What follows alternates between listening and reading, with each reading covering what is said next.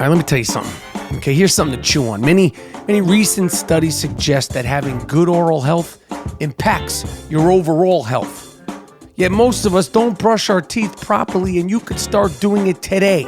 Okay, you could start brushing your teeth better today. Introducing Quip, aka the Tesla of toothbrushes. They're the new company that's refreshing the way people brush their teeth. Okay, you know how much I hate bad breath. Okay, I can't stand it. 75% of us don't use our bristles or visit the dentist on time. That's why you need Quip. Quip is an electric toothbrush that packs premium vibration and a timer feature into an ultra slim design that's half the cost of bulkier toothbrushes. It's basically as if Apple created a toothbrush, okay? Does that make sense? It's like the Apple of toothbrushes, but without the big price tag. You have to see it and brush with it to believe it yourself. Right now, go to getquip.com/Rapaport. That's getquip.com, QUIP. You can even subscribe to receive new brush heads on a dentist-recommended 3-month plan for just $5. Keep your teeth clean, keep your breath fresh for just $5, including free shipping. Quip is backed by leading dentists and was named by Time Magazine as one of the best inventions of 2016. Okay? Time Magazine doesn't play games.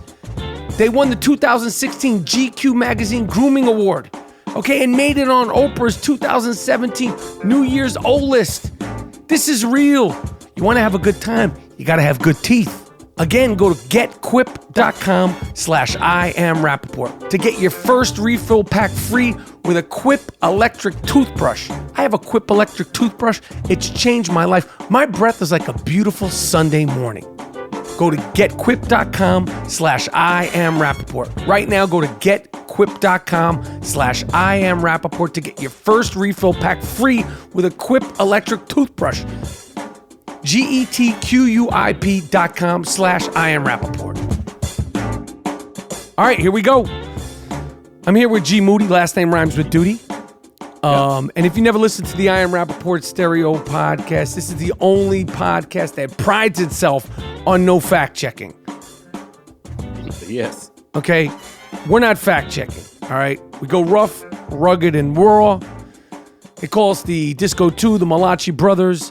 My name is Michael Rapaport, a.k.a. the Gringo Mandingo, a.k.a. Mr. White Folks, a.k.a. Michael Rapacrap. I'm here with G Moody. Last name rhymes with duty. Yes, that's true. The 2015-2016 podcast co-host of the year. I told you we have a jam-packed, star-studded show. We got Bruce Banner himself, the Incredible Hulk, Mark Ruffalo, coming up on the I Am Rapaport Stereo podcast. Currently in the movie Thor, #1 movie in the world, not in the country. He's been in all sorts of things. Now You See Me, The Kids Are All Right, Reservation Road, Zodiac, Shutter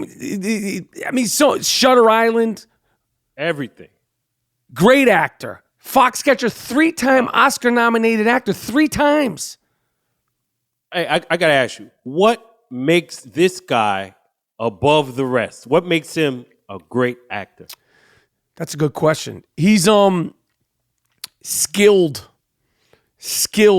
He's like the kind of actor, you know, like if I was equating it to like an NBA point guard, I'd say he's like a Mike Conley.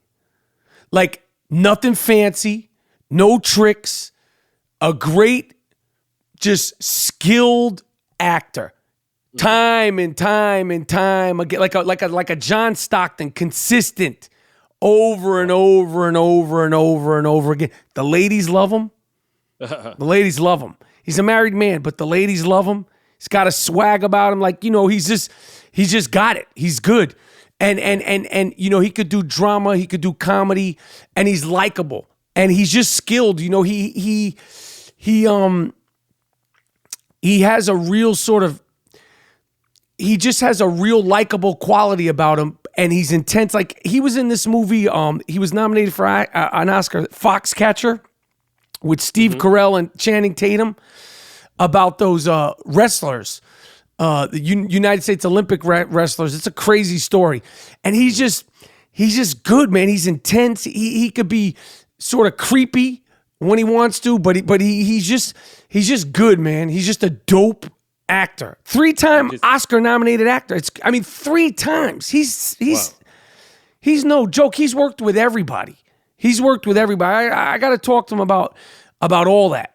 He worked with Scorsese. He worked with David Fincher.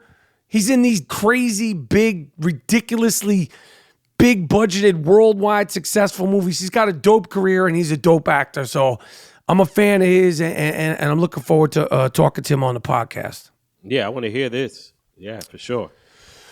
Before we get to Ruffalo, Mark Ruff, how you feeling, Mr. Moody? Oh, I feel good, man. Everything is good. My house is looking good. Yeah. Everything is, the Bronx Gloom Tomb is about to be up and running. Just one more hurdle, and then that's it. Now, people, when we first started out, we put out before the fire and all the insurance stuff. We said we were going to have a dinner at the Bronx Gloom Tomb. Correct? Yes. And you were going to make oxtails, an oxtail dinner. Yeah, sweet tea and all the good stuff. Listen, we want to make good on that. The people that hit us up and donated to get that good oxtail dinner, the time is now with Moody. Yeah. Okay? Hit us up on Twitter. You know where to find us. These are our loyalists. These are the I Am Rapaport core fans. The oxtail dinner from GMoneti, although it might not be the healthiest thing, okay? Although it might not be in your diet, it's well worth the long over 2-year wait, okay?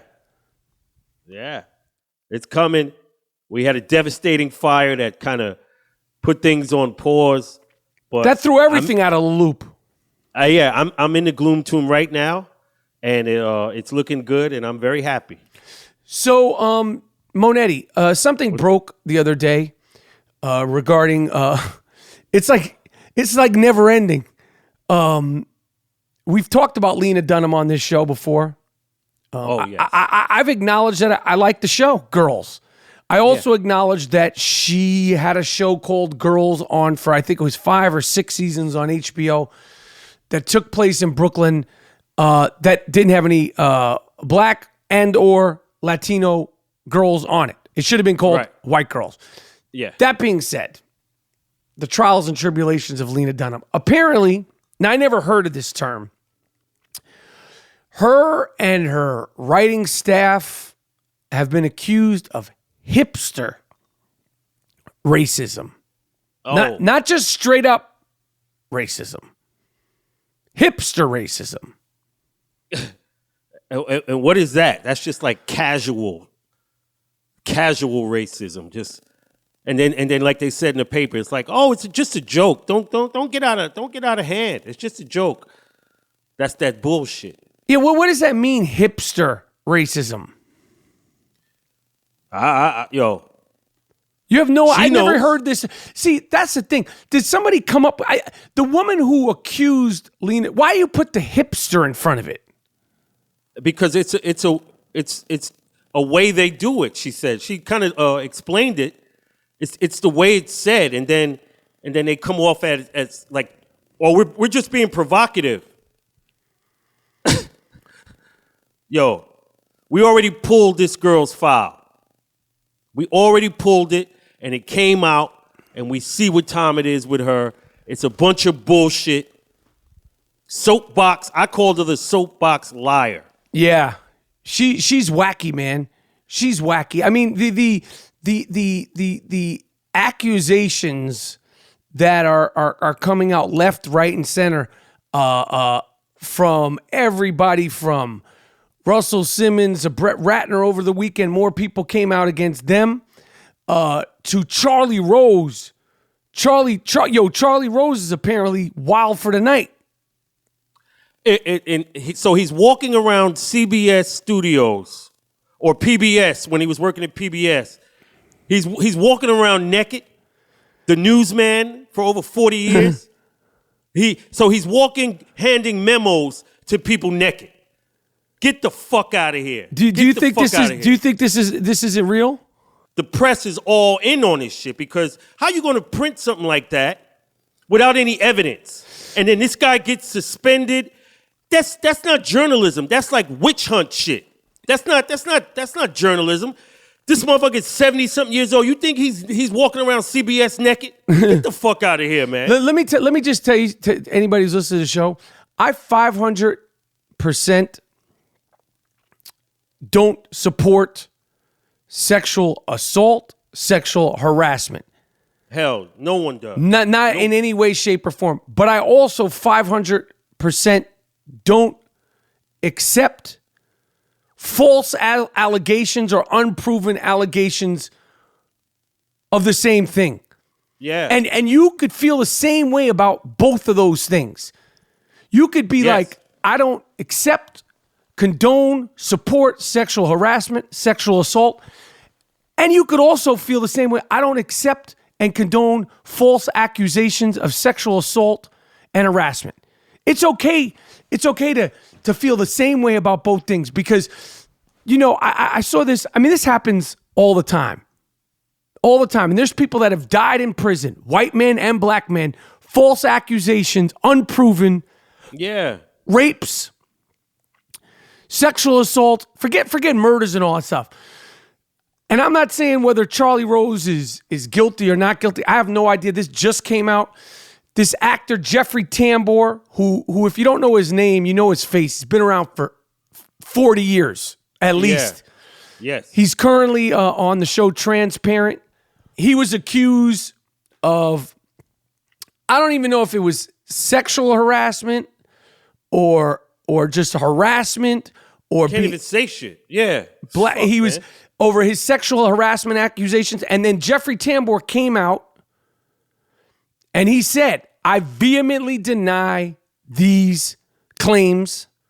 And people on Twitter and social media, because we're in such a frenzy, and in some ways rightfully so, because a lot of people are straight up guilty for these things they've done.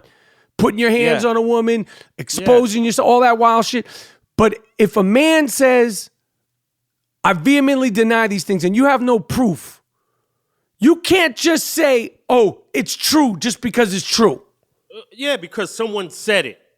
Yo, I came out and said this, and I said the exact thing I just said on Twitter, and then it turned into some other thing because it said like in the Daily News that I was blasted after defending Jeffrey Tambor over sexual harassment. And first of all, I wasn't blasted because I stand by every single thing I say. A couple of people tweeted back. This is in the news, in the New York Daily News. Somebody said it wasn't just one person, it was two. And I said, how the fuck do you know? And then another person said, I'm disappointed in your stance. Sexual assault is not new. We're in a new age now where people, whatever the case is like, yo, you can't. And if he says he vehemently denies it, then we need to go to a court of law and figure this shit out. Now Jeffrey Tambor has left the show Transparent. And he said the set that he works on has become highly politicized. Yo, innocent until proven guilty. This man isn't guilty, but that's what I'm talking about, this journalism. And then it's just out there and like it's true. Where's the evidence? This woman pops up and says, points at him. Where's the evidence? And I don't see how society could believe this person. They never even seen a picture, never made eye contact. You can be a fucking asshole. You could be mean. You could be rude. You could be disrespectful and still not have sexually harassed somebody. You could be the biggest fucking piece of shit, mean motherfucker to work with and still not have sexually harassed anybody. And if you did, then you need to pay the price. Right. But you just being a fucking prick doesn't mean you sexually harass somebody. And that was my point. Yeah, that was my point. How could they blast you? Say it again? I don't know how you could get any flack. I read what you wrote on Twitter. Yo, you're saying I support, I don't support fucking women getting harassed, anything sexually harassed, physically, none of that. No one supports that. But in our country, yo, it's innocent until proven guilty. I just don't believe you because you said it. And you know what's weird? Why isn't any of this going on in France, Italy, Spain, Israel, everywhere? Barcelona, Brazil. All of a sudden, a wave of guys. Yo, you better watch out, man. Shit, motherfuckers gonna come at you. Trust me. I've thought about the 90s, and that ain't my thing. I grew up in New York City, man. You put your hand on a girl when you're not supposed to, you get your shit smacked out of you. That's how I look at it. Right. This little New York Times, this little Daily News writer tried to say I was blasted. Kate Feldman. Blasted. You don't know what blasted is. Yeah, Kate. Hold your head. Yo, Kate, hold your head unless you want to get that. Do I need to give it a Willie Hutch or should that be a warning shot? Not yet. Not yet. You sure? Yo, let me get that Willie, man. Yo, Kate Feldman, let me tell you something. Tell you something, crazy lady. You trying to stir the pot on me? Listen to me. You hear that, Willie? You got the wrong dude here. Yeah. Because I stand by everything I says. Right. That's right. I said stand by everything I says, not said. That's right. Okay? I don't know who you is. Maybe you mad because I have a soon-to-be best-selling book. This book has balls, sports rants from the MVP of Talking Trash, and you're at the New York Daily News writing wannabe, would-be smut pieces on me, the Gringo Mandingo? Yeah. Yeah. Is you bugging? Yeah. You're at the New York Daily News writing 150-word little bullshit smear pieces for $75. You trying to come at me, the Gringo Mandingo? Right. Hold your head, Kate Feldman. Yeah. Write on somebody else. Leave my man alone before you get your ass tore up. You don't want it, Kate. You do not want it from me. Word. Trust me, I don't play. Yeah, we old school New Yorkers, man. I'll run your whole file. Hold your head, Kate Feldman. This is just a little Willie Hutch warning. All right, let's get to it. Okay. We got real stars in here tonight. Mark Ruffalo, the Mark Ruffalo, Bruce Banner himself. Dr. Bruce Banner, right? Yeah, Doc Bruce Banner. Yes. The good Dr. Bruce Banner is with us on the I Am Rapaport Stereo podcast. Let's go. Believe it or not, the holidays is just around the corner. Okay, it's coming up. And while that means plenty of parties, gifts, and spending, it also means there's so many football games, basketball games, and hockey games you could score big with every single day. Go to mybookie.ag. I love this site. Man up and play like the pros on game day. You can play the money line, side, or total. MyBookie is your hookup for all your betting needs and offers super fast payouts when you win. Listen, where you bet is just as important as who you're betting on. And if you want to make money betting the games, you gotta go to mybookie.ag. They're the only site that I would recommend. I trust them. You don't have to take my word for it. Okay, go check them out for yourself. They have odds on every matchup and a mobile site that makes wagering on your smartphone a breeze. It's so simple. Visit mybookie.ag today. Join now, and MyBookie will match your deposit with up to 50% of a bonus. Okay? Use the promo code RAPAPORT, RAPAPORT, to activate your offer. You play, you win, you get paid. Go to mybookie.ag. Now use the promo code RAPAPORT. All right, Mark Ruffalo. Michael Rappaport. Hey, buddy. How's everything, man? Where are you? I'm in New York City. Oh, really? I thought you were, are you working on something now? Yeah, I've been working on Avengers 3 and 4, shooting that in Atlanta, but I got a few days off, so I boogied down here to see my little family. So, shit, man. So you're both of those movies at the same time? Well, basically, yeah. I mean, we're kind of focused on Avengers 4 now, or Infinity War 2. But we've been jumping back and forth between the movies as they've needed stuff. But right now we're in the final stretches of finishing out Avengers 4. And how long have you been working on these movies? Because I've never been in a comic book movie. I don't know if I'm ever going to be one. I would love to be in one, but like they'd be foolish not to have you. Come man. on, Mark, hook me up, man. Seriously, let's go, man. But you fit that world perfectly. Come on, man. I can put on a costume. I'll talk some shit. You should be there. That's for damn sure. Let's do something, man. But how long does it take to make these movies? So generally, principal photography is between 4 and 6 months for each one. It's forever. And how many of you have you done so far? This will be my, let's see, I did 1, 2, 3,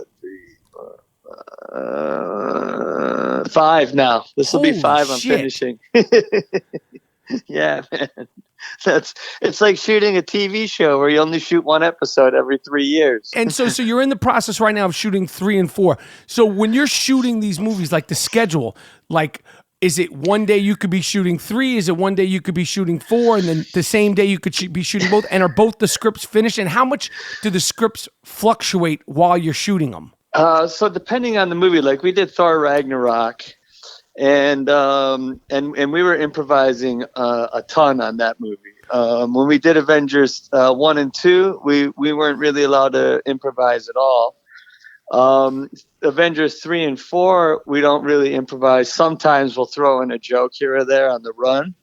But for the most part, we're shooting what they're writing. But granted, we are getting rewrites, the same day we're shooting a script. Oftentimes that happens. And we're constantly changing it. We'll even reshoot a scene that we shot a week or 2 previous to accommodate for script changes.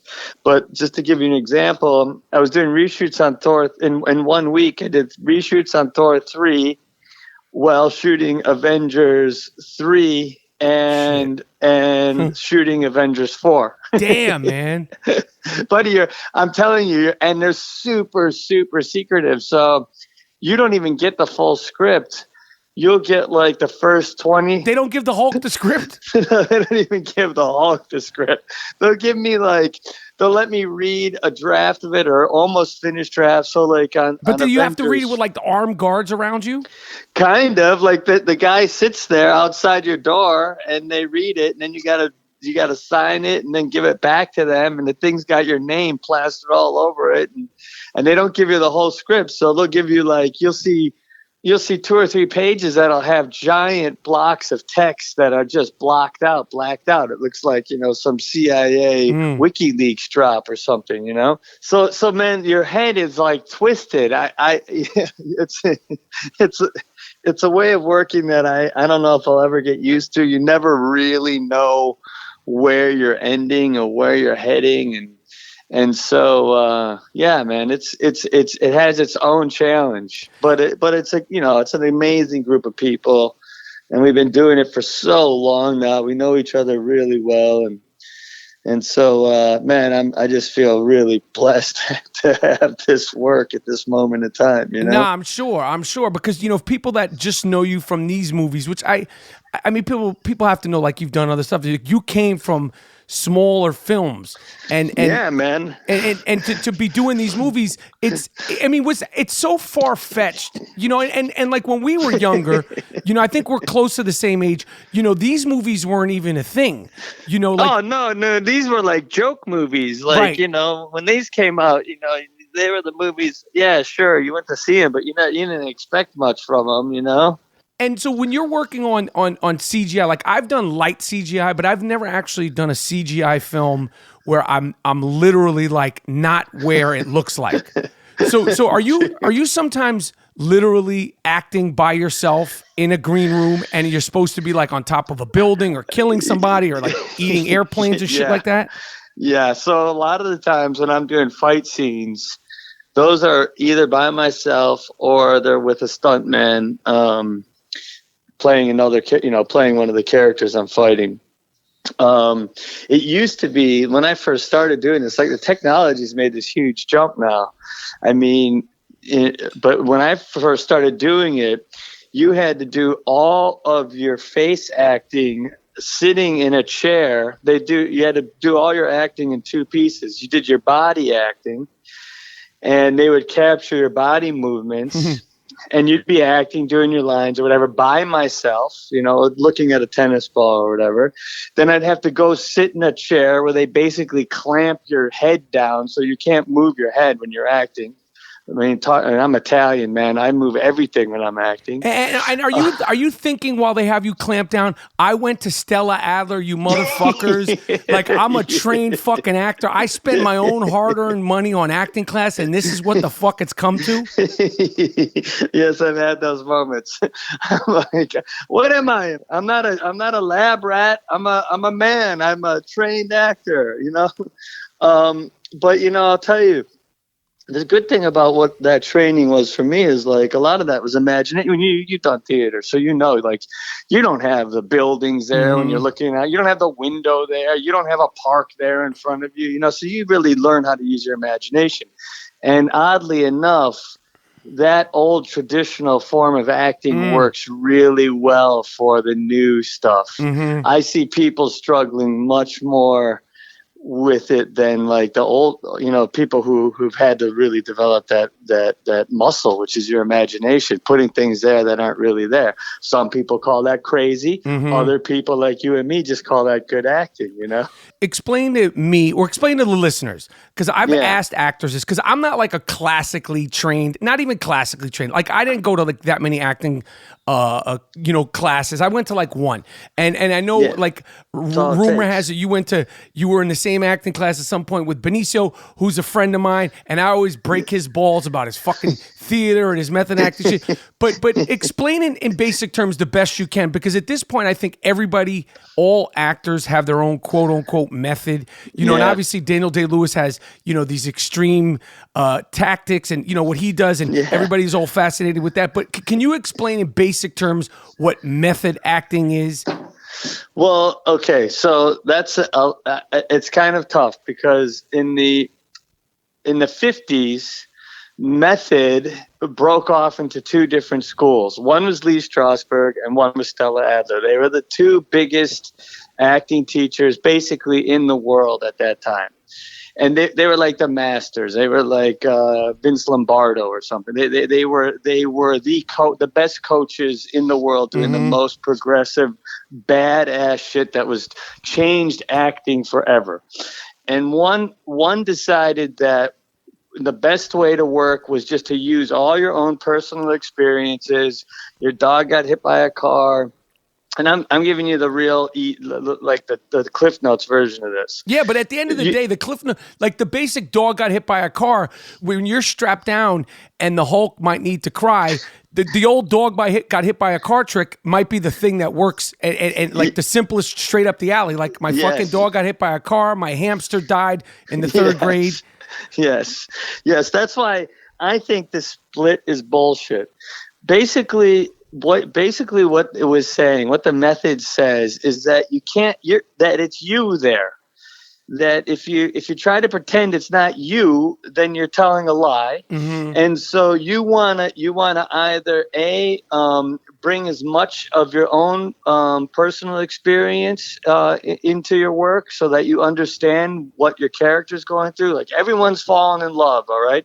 So everyone could play Romeo and Juliet, supposedly, because you understand the nature of what is to be in love, or you understand the nature of what is want to kill, have revenge. We have all these basic human things that we all share. That's why we all can watch the same movie and all like it, right? And so the school was saying, we have to bring an authenticity. We have to make this shit real.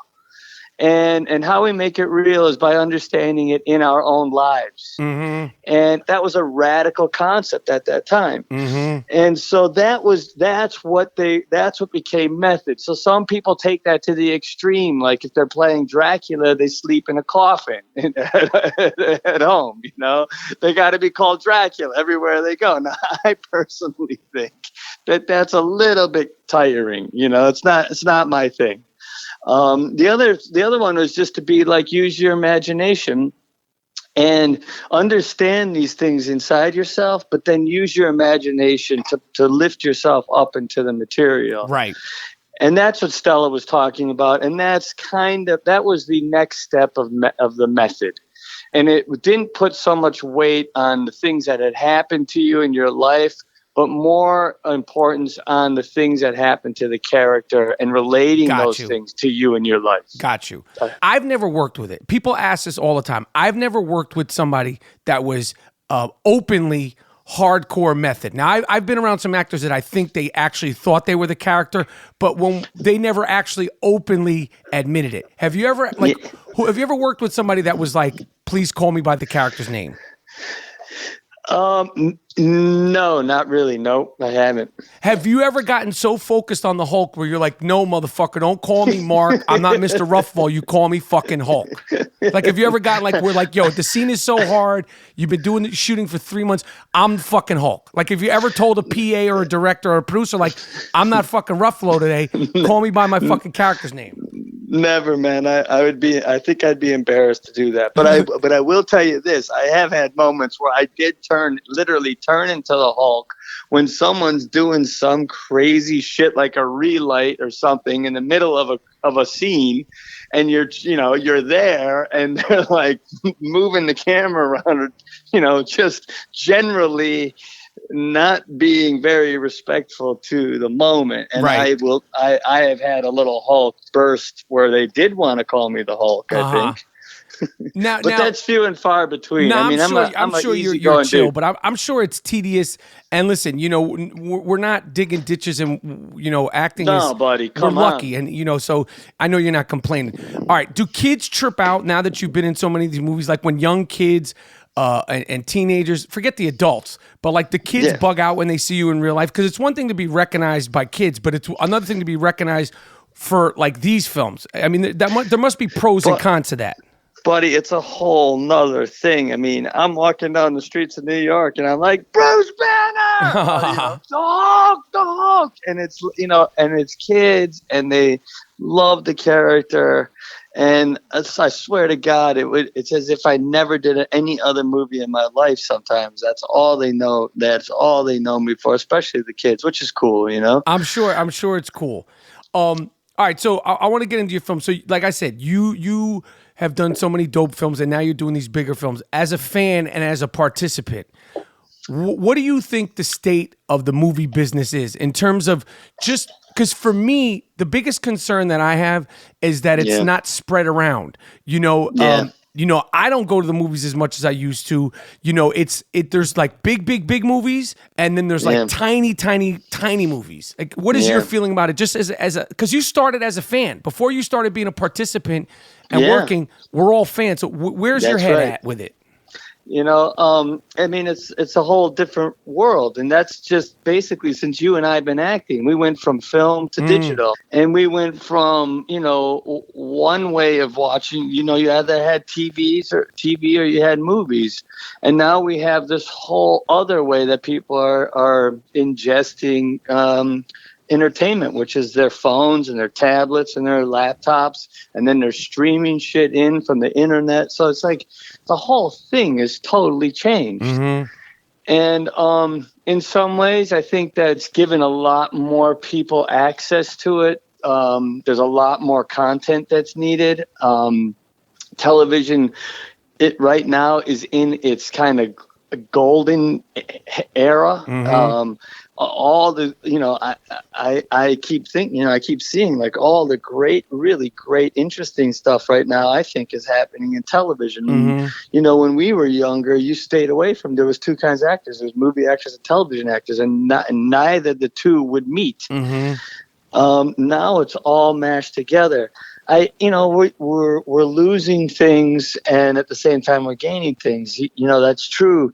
That middle-sized movie about families, about just personal stories that aren't so big concept and hero-driven things are, I feel like, right now, languishing. They're having a hard time.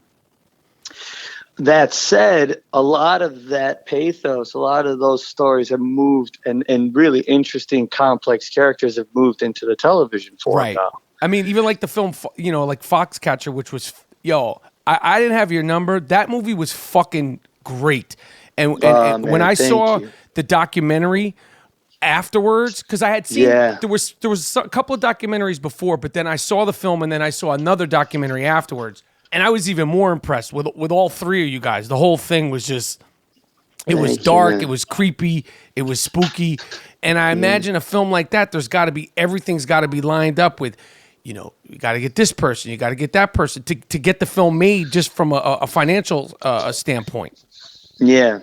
Yeah, so that was a really brave move from Annapurna, who produced it. Who's new to the game, who said, "I want to make these difficult movies with directors that are doing interesting things that have their own voice." So you had Bennett, who had already done Moneyball, Capote. right? And he did Moneyball, which your people will appreciate.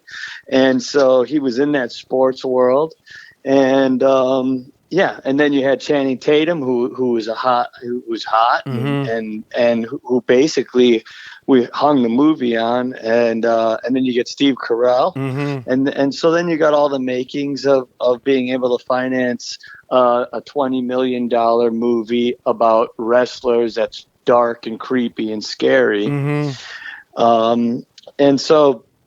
Yeah, that kind of movie is probably a little bit more difficult to make, but that's also the kind of movie that a lot of actors and directors want to be making, you know? What was he like, Steve Carell? Because he seems like, and I'm not saying he wanted you to call him the character, but he seems like he slips in the character and he's like in the character. Well, yes. The one person that I did work with who seemed to stay in character all the time was Steve, and I totally kind of forgot about that. But I would see, first of all, he was so weird that literally I'd run away from him when I'd see him on set because he just freaked me out. And he had that fucking nose, and I think he had teeth, right? Yeah, he had the nose and the teeth and that kind of weird, awkward, he stayed in character. So it was very weird and awkward every time we ran into each other. And that's kind of, I think, the relationship that Dave had with, the character I was playing had with him. So, we were both sort of playing into that.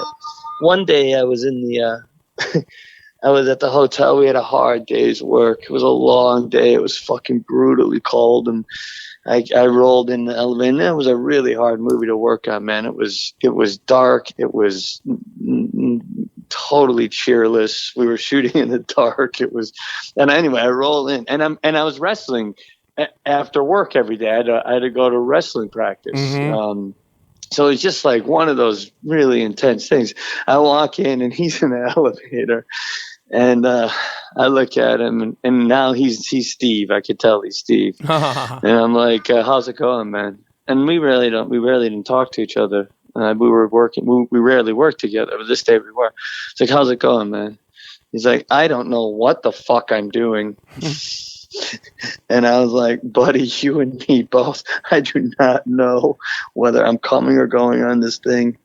And that was a real moment that we had, and I know we were feeling that because Bennett's a tough director. Well, what do you mean by that? Explain why he's a tough director. Okay, so he purposely. So we all have our thing that we do, that we feel comfortable doing.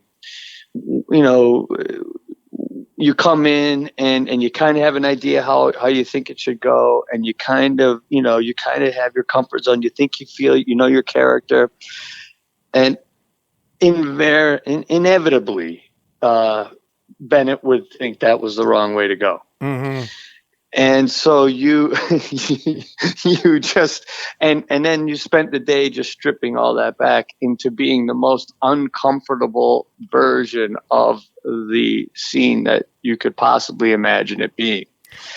And so he would just be like, "No, I feel like it's too rote, or I see you acting, or I think it needs to be a little bit more.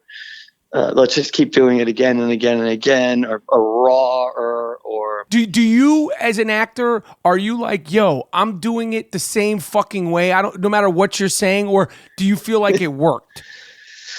Yeah, I do, because because eventually what happens is you just kind of you break a little bit in that space of like not knowing what you're doing anymore, or there's a kind of vulnerability that works really well on film. And it's real because you're frustrated and you're sort of like trying to find your footing, and that's what he likes. He loves that kind of space, especially for those people.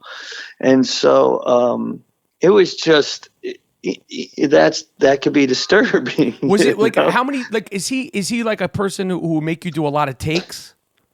Sometimes you do a lot of takes. A lot of times you'll start with the scene one way, and then he'll throw you a line,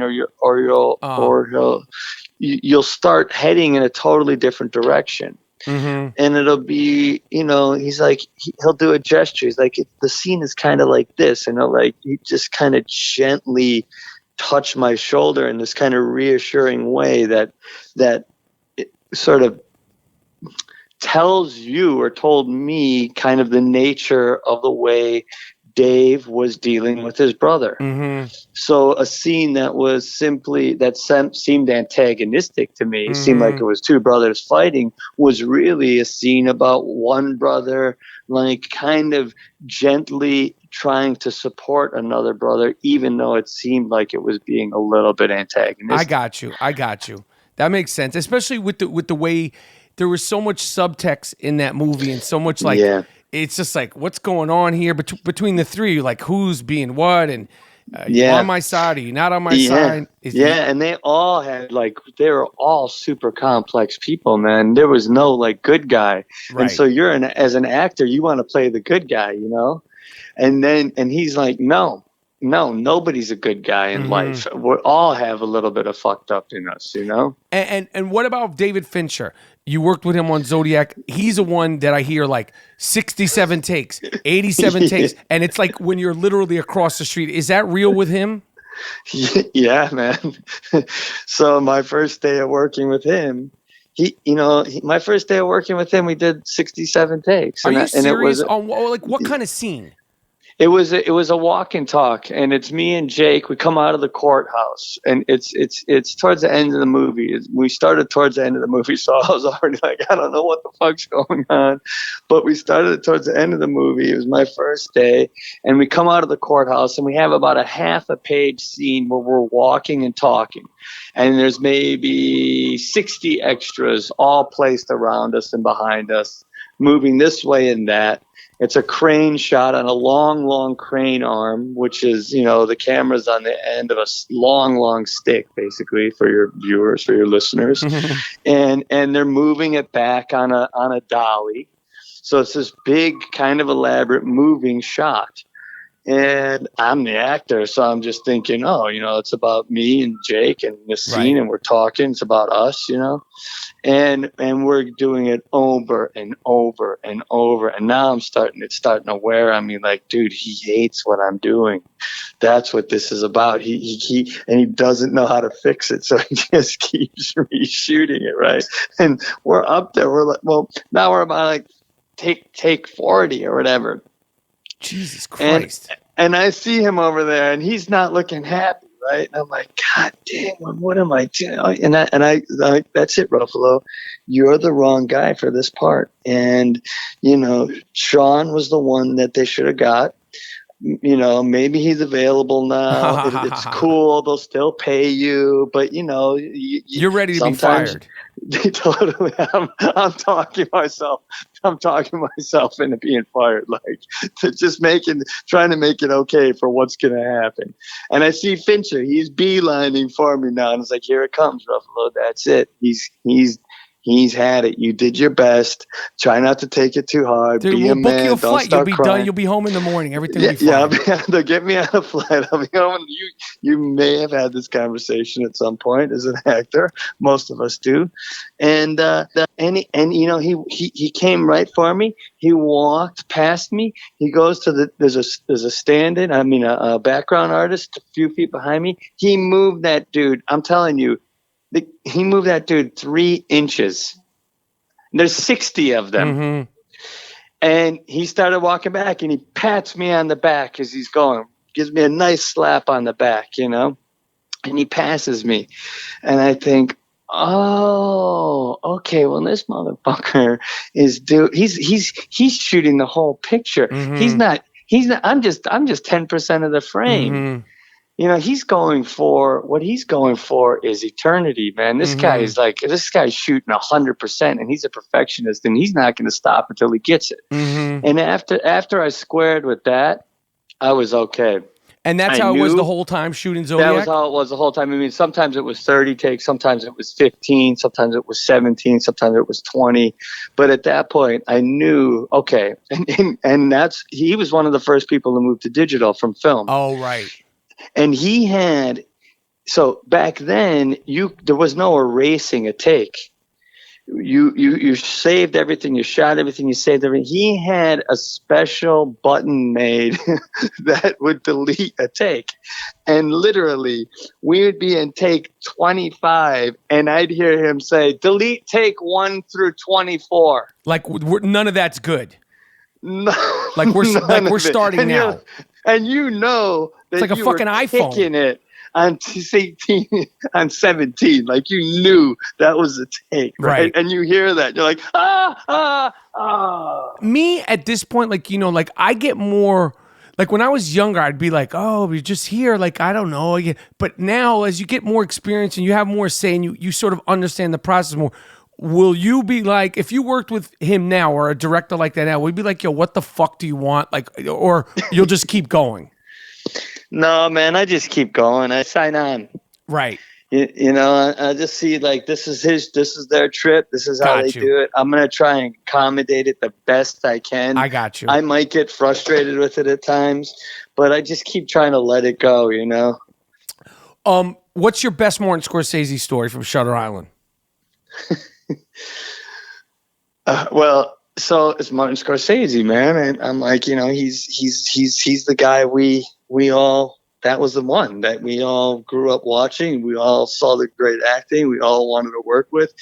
So I expected this really kind of like heavy, heady acting trip from him, you know, and that's not his thing, really. You know, he doesn't. I mean, he likes to work with the actors, but he doesn't get into all the psychological stuff, right? You know, which is what I was kind of hoping for, and I was, you know, trying to impress him by telling him all the character work I was doing at this part, and he just wanted to run away from me, basically.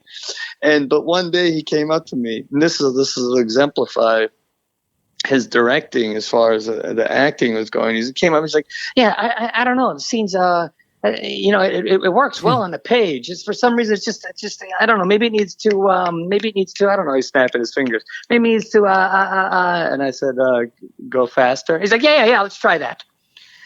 And that was probably the most notary I got from him on that movie, you know.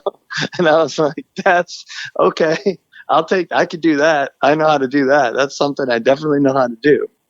But, you know, he's a genius and he's a master, and when you see him at work and you see what he does with the camera, it's all storytelling as far as cinema goes. That dude is like the master of cinema. And so he hires people who knows their shit clearly. And he doesn't get down into the muck. He's like focused on telling that story cinematically, and you do your job and he'll do his job, and you'll end up okay, you know?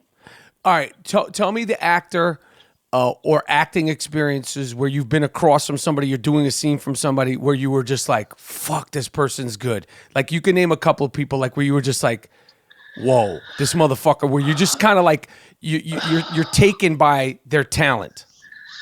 Well, Joaquin Phoenix is like still, I think he's one of the greatest actors of our generation, you know, and we haven't even seen what that kid's gonna do, the kid, but you know, I was doing Reservation Road with him, which was kind of, you know, like a small indie movie, and there's a mano a mano scene, and you know, his character basically, I killed his son in a car accident, in a hit and run, you know, and he does a vigilante, he tracks me down, and the final scene of the movie. First of all, we only bump into each other like once or twice during the whole movie. Finally, we bump into each other, and he knows what I'd done, and he kidnaps me, puts me in the back of his car, and he scared the shit out of me. And we had a scene where he drags me out. He's going to kill me. You know, it's a big emotional moment for both of us. And man, it was like a blur to me, this scene, and it became the improvisation that was just, I mean, it's one of those perfect moments, and it just was so lived into and felt so real and crazy and out of control, and still was telling the story, you know, wasn't being self-indulgent, you know, and still, like, I felt totally comfortable in his presence, you know. He's good. And oh man, he's so damn good. Tilda Swinton, I just worked with, who was like? amazing. She is freaking unbelievably good and present and playful and sweet and funny. I had a little bit with Cate Blanchett, another amazing actress. Now, these are like, you know, foreign actresses. They're, you know, supposedly well-trained. Is Cate Blanchett cool? So cool. She's like Oscar winner every fucking year. She's Oscar this. She's and knighted. She's like a prince, humble. a princess. Yeah, so humble, so cool. The best ones are humble and cool. That's been my experience. The ones who are just like, I think, that are just real and the best, and just, they're not really movie stars, but they are movie stars. They're like super actors, but they happen to be movie stars. They're not movie stars first. They're always the coolest.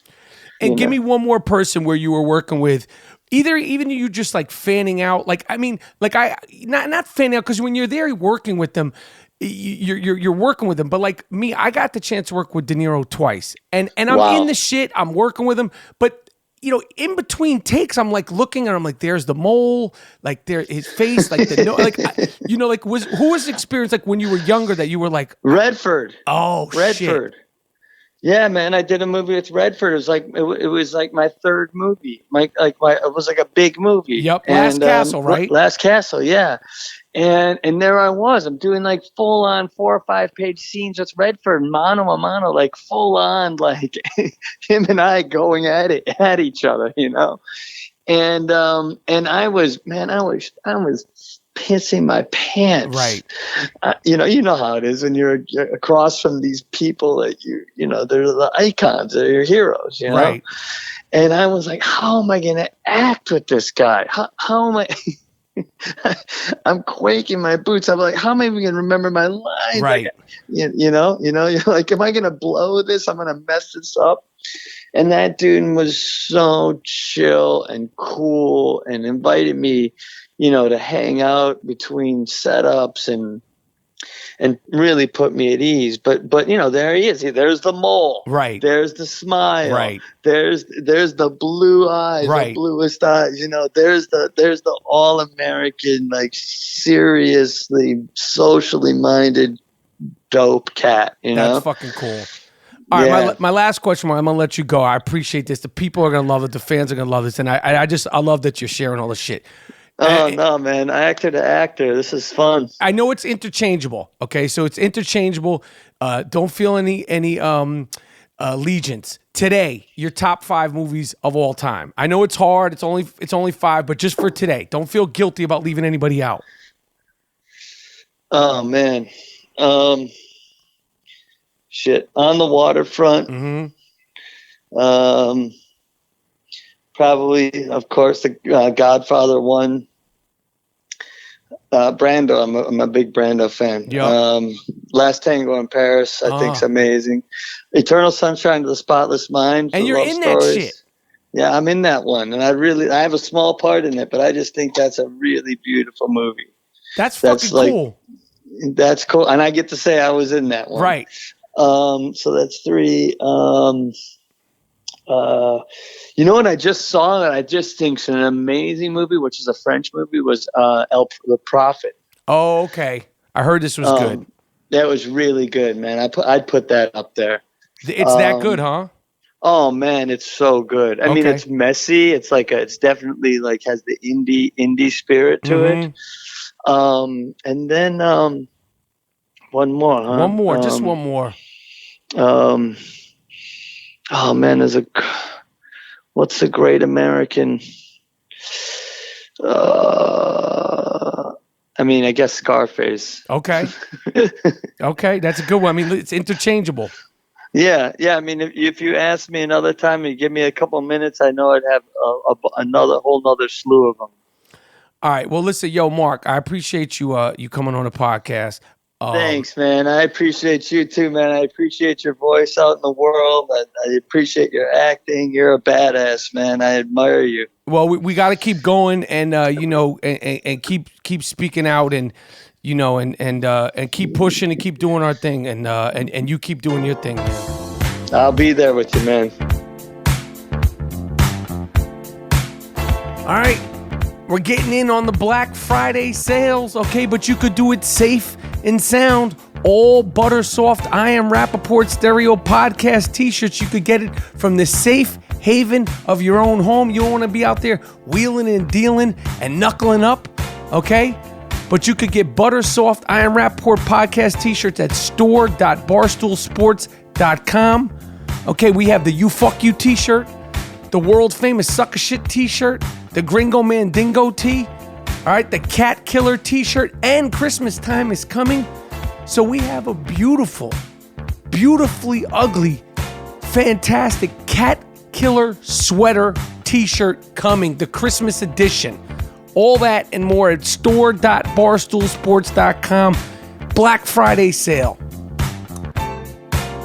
All right, I really want to thank my man Mark Ruffalo for coming on the podcast. You know, it's funny.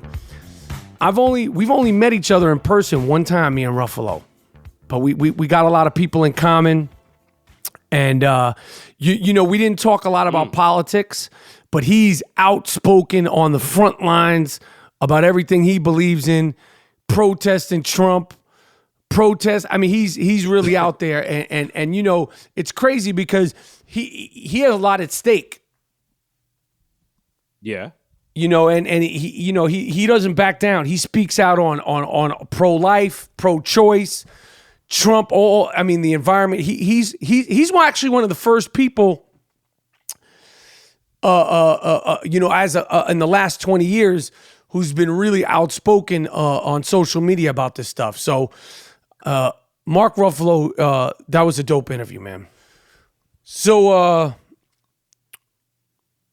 you mentioned Trump. I want to give Trump a shout out for getting them boys home. He didn't have to do that. That's not in his job description as the president, but he got him home.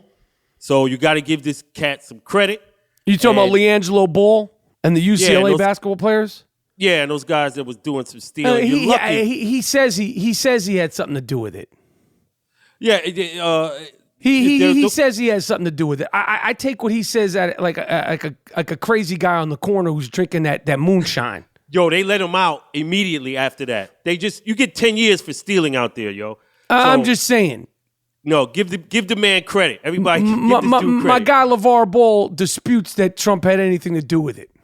Oh, you believe P.T. Barnum? Come on, I'm just saying. That and the thing about Trump getting him out, he goes on Twitter while the kids are still on the fucking plane from China.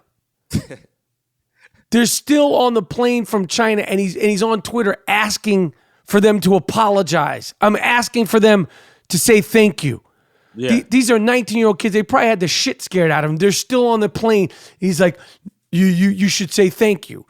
And then when they said thank you, And then LaVar Ball came back and, you know, said what I just said, basically saying like he didn't have anything to do with it or he didn't have as much to do with it as he's saying, la, la, la. Trump tweets again, I should have left them in jail. But what he wanted to say was, I should have left their black asses in jail. Hey, economy's doing well. Economy's been doing well. That ain't from him. 2 terms for Mr. Trump, but they will attribute it. It will be attributed to Mr. Trump. No.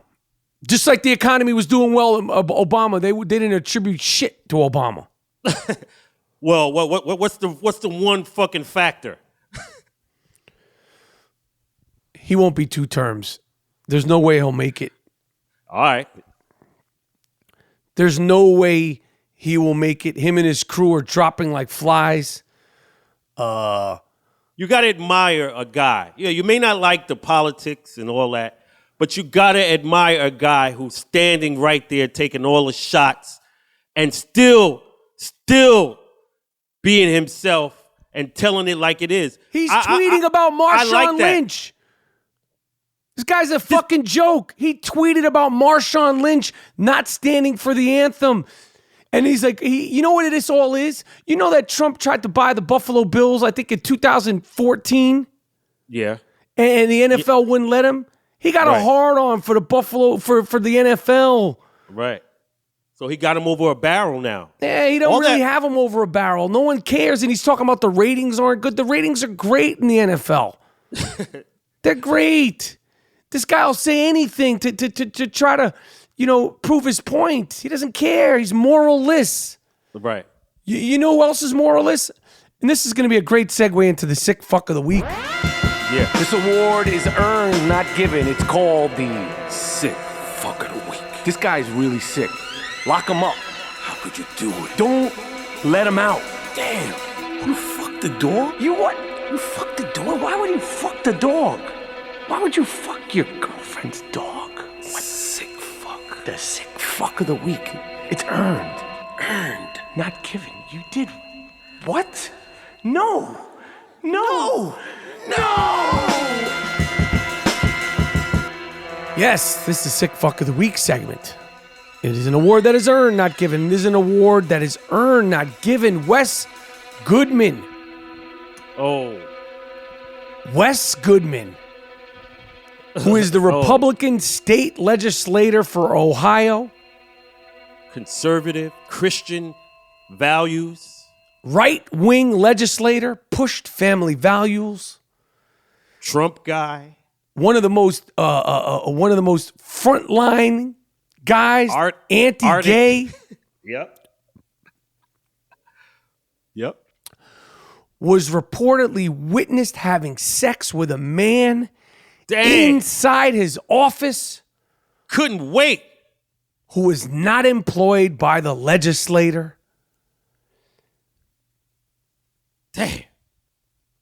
Shame, embarrassment. I don't care if you're gay or not, but if you are on the front lines of being anti-gay, anti-LGBTQ, good for you. I wonder, was he taking or receiving? I don't care. This is sweet, sweet irony, sweet justice that this happened. Yeah. Yes. It's an indicator of this is when guys like this run campaigns on how they are anti-gay and this and that without any type of, provoking from the gay community, just attacking them. Then that's indicative of what you just spoke about. I mean, what is your problem? This is a part of your political agenda? So now you might as well come out and embrace that community that you lambasted. Embrace it because you're engaging in it. So you know what? You know what? I don't know much, but I will say this: the LGBTQ community are some of the most compassionate people because they've all been ostracized. They've all dealt with severe shame, embarrassment, humiliation, and what's the word? Injustices. Yeah. and prejudices. I guarantee you they would embrace this fucking sick fuck. Yeah, like, they're going to embrace him more than the I Am Rapaport Stereo podcast is. Look, Duke, we're not embracing you. The LGBT community, they will embrace you because they're compassionate people. We're just calling you a sick fuck. Word. Accept your truth. Go with your man. Divorce your wife. Go with your man that you was wearing out in the office. Go to Thailand. Get it popping, man. Get your Vogue on. Do your thing. Divorce your wife. Yeah. You know, let her be free. Let her live a life with a man who understands who he is. You obviously didn't understand you was. And come out of the closet. There's plenty of people in the LGBTQ community that will embrace you with love and open arms, sincerely, and totally understand the shame that you had. Right. And forgive you for being such a fuck. Yeah. Again, I just have to say, we're not going to forgive you over here. And there's a caveat to the story. They found he was fucking with at least 40 men. Of course. Snapchatting pics of his pipe.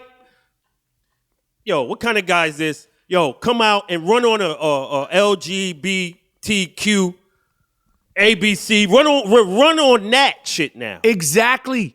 You might get elected in 20 years if you come to terms with who you are. You make amends for all the shit that you've said and all the lying and fairy tales you pushed out there in the world.